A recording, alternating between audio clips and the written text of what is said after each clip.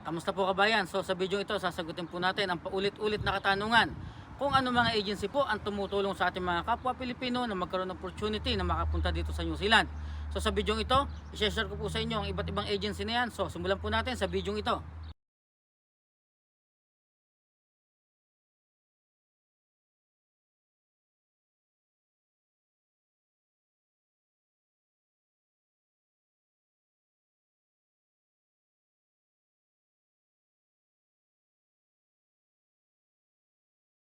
Yan po ang mga agency na tumutulong sa ating mga kapwa Pilipino para magkaroon ng opportunity na makapunta dito sa New Zealand.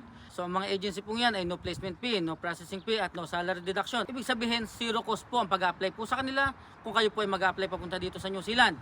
Pati po inyo pong plane ticket, pati po visa, sinasagot po yan ng employer kung kayo mag-apply papunta dito sa New Zealand.